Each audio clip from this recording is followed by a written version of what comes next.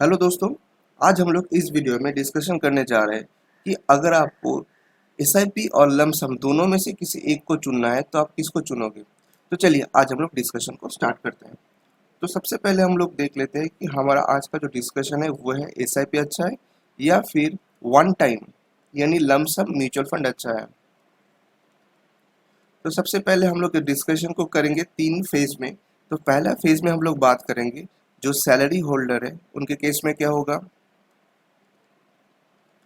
Second scenario में हम लोग बात करेंगे जिसका बिजनेस या फिर प्रोफेशन है, यानी मान लीजिए जिसका कोई भी बिजनेस है, कारोबार है या कोई प्रोफेशनल है जैसे डॉक्टर, इंजीनियर, एडवोकेट, ऐसा कोई प्रोफेशन में अगर है तो उस केस में उनके लिए एसआईपी अच्छा है या वन टाइम अच्छा है। और फाइनली हम लोग बात करेंगे रिटायर्ड अगर कोई इंसान है तो उसको एसआईपी करना चाहिए या फिर वन टाइम करना चाहिए। तो चलिए अभी हम लोग एक एक करके डिस्कशन को आगे बढ़ाते हैं। तो सबसे पहले हम लोग बात करेंगे सैलरी होल्डर को लेके।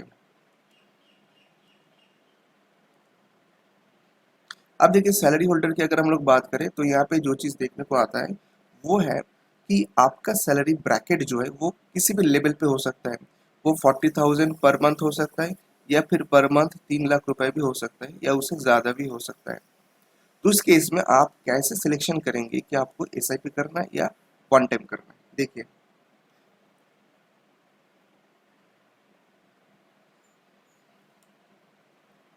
तो बात कर लेते हैं सैलरी होल्डर पे।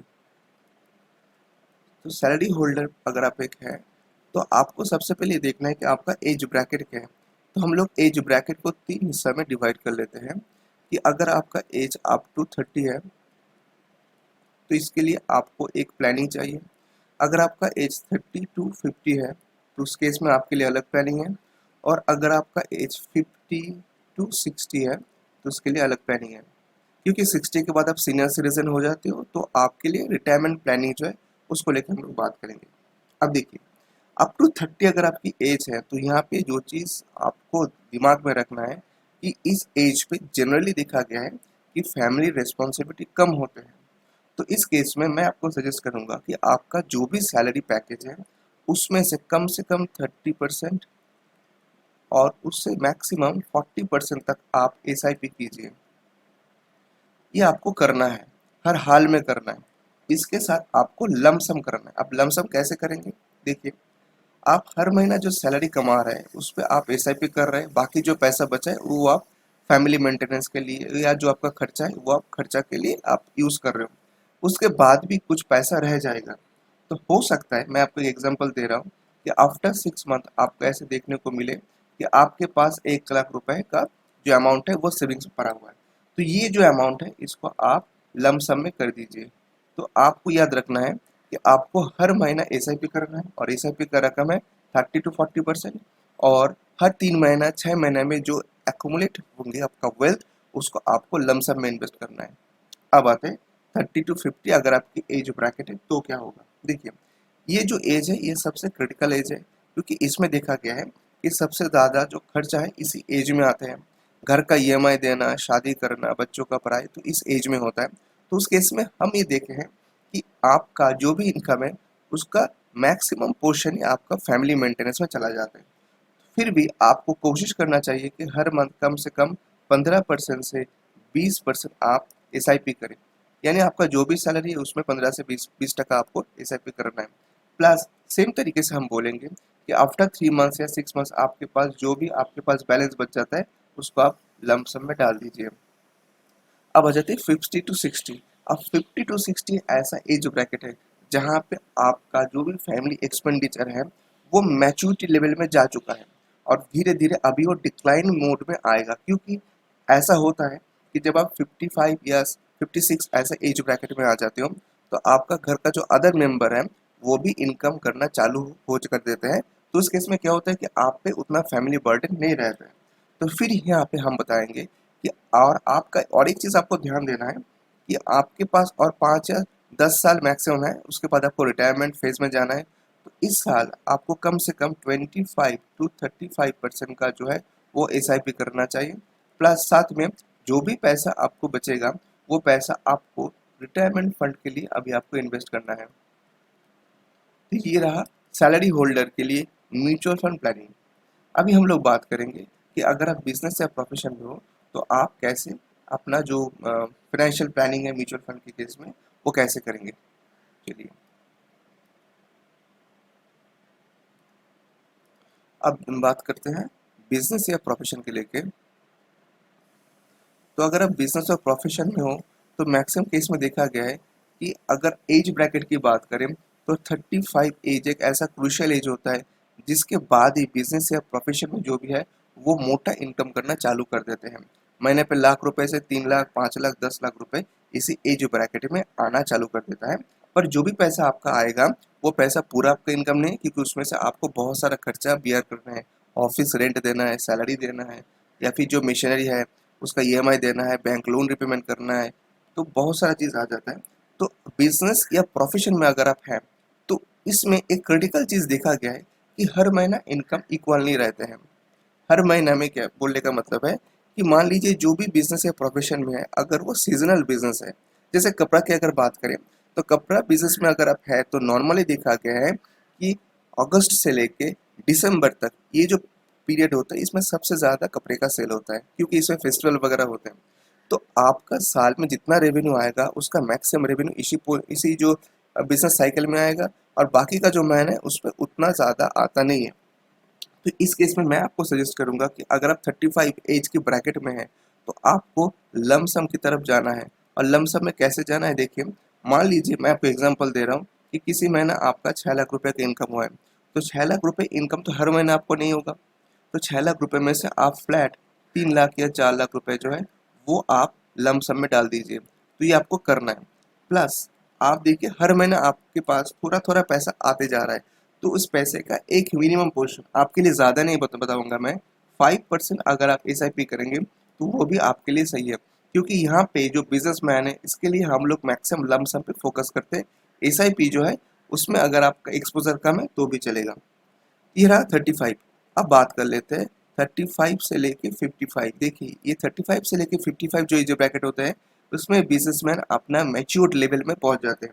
और उस केस में हम ये सजेस्ट करेंगे कि आपको इसमें भी लमसम पे फोकस करना है, पर आपको कम से कम ये टारगेट रखना है कि साल में 20 लाख से 40 लाख का आपको लमसम में इन्वेस्ट करना है।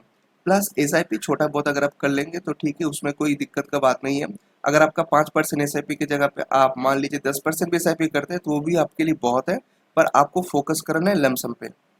और अगर आप बिजनेस या प्रोफेशन में हो और अगर आपका एज 55 से ज़्यादा है तो आप देखिए यहाँ पे एक चीज़ है कि अगर आप बिजनेस या प्रोफेशन में हो तो आपके लिए रिटायरमेंट कोई एज नहीं है। तो 55 हो, 65 हो, 75 हो, आप क्या करेंगे, आपको कमाई करते ही जाना है, क्योंकि जब तक आप फिजिकली और मेंटली कैपेबल हो तो आप बिजनेस या प्रोफेशन में पैसा कमा सकते हो। तो इसलिए हम ये बताएंगे कि आपके लिए 55 साल के ऊपर का अलग से कोई प्लानिंग नहीं होगा, बल्कि आपको टारगेट रखना है कि ये जो 35 टू 55 एज ब्रैकेट है इसको लंबा टान के इसको 65 या 75 तक लेके आइए। मतलब जितना साल आप काम कर सकते हैं उसमें आप इन्वेस्ट कीजिए। अब 70-75 साल के बाद आपका जो है वो क्या होगा कि आप चाहे या ना चाहे पर आप बिजनेस में एक्टिवली इन्वॉल्व नहीं हो सकते। तब आपने अब तक जो पैसा कमाया है वही आपको रिटर्न कमा के देगा। एक चीज़ ध्यान दीजिए कि अगर आप बिजनेस या प्रोफेशन में है तो आपके पास पेंशन नहीं है, आपके पास पेंशन कोई फैसिलिटी नहीं है, आपके पास पीएफ का कोई फैसिलिटी नहीं है, आपके पास ग्रेचुइटी नहीं है।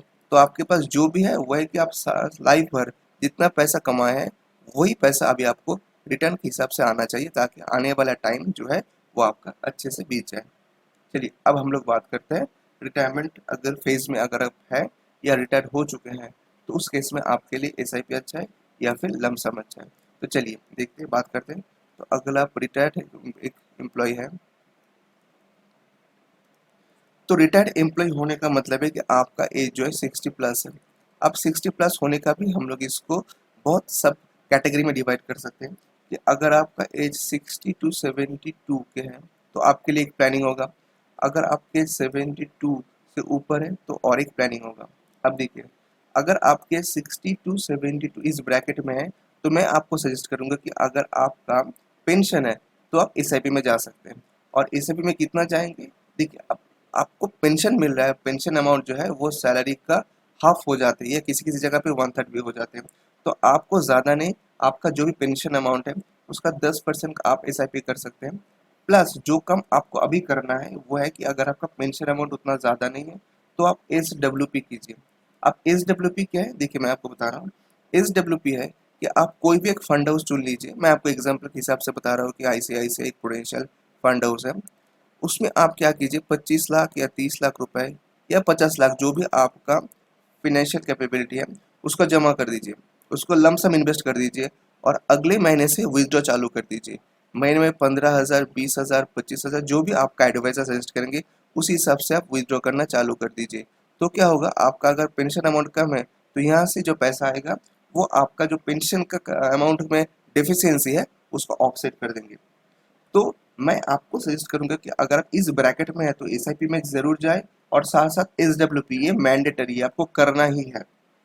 अब 72 के बाद हम लोग नेचुरली इस चीज़ को सजेस्ट करते हैं कि अभी आप SIP मोड पे मत जाइए, क्योंकि अभी क्या है कि आपका मेडिकल एक्सपेंडिचर बहुत बढ़ने वाला है। नेचुरली हम लोग देखें कि जितना आप बुजुर्ग होते जाएंगे आपका मेडिकल खर्चा बढ़ते जाएगा। तो हर महीना ऐसा कोई कमिटमेंट में नहीं रहिए कि आपको पैसा देना है, पर आप जो भी पैसा होगा उसको आप लमसम में इन्वेस्ट कीजिए। और अगर आपका कोई SWP चल रहा है तो SWP जो चल रहा है उसको कंटिन्यू कीजिए। बस उतना ही अगर आप करेंगे तो आपका एज में ये सफिशिएंट इन्वेस्टमेंट प्लानिंग होगा। तो दोस्तों आज मैंने बहुत ही डिटेल में ये सारा म्यूचुअल फंड और SIP का जो फंडा है उसको मैंने डिटेल में डिस्कशन किया। आई होप कि आप सबको ये वीडियो बहुत अच्छा लगा। अगर आप पहली बार मेरे चैनल पे है तो प्लीज़ मेरे चैनल को सब्सक्राइब करना मत भूलिए। और अगर आपके मन में कोई भी क्वेश्चन है तो इस वीडियो के नीचे जो कमेंट सेक्शन है वहाँ पे जाके आप मुझसे पूछ सकते हैं। तो दोस्तों, thanks for watching the video.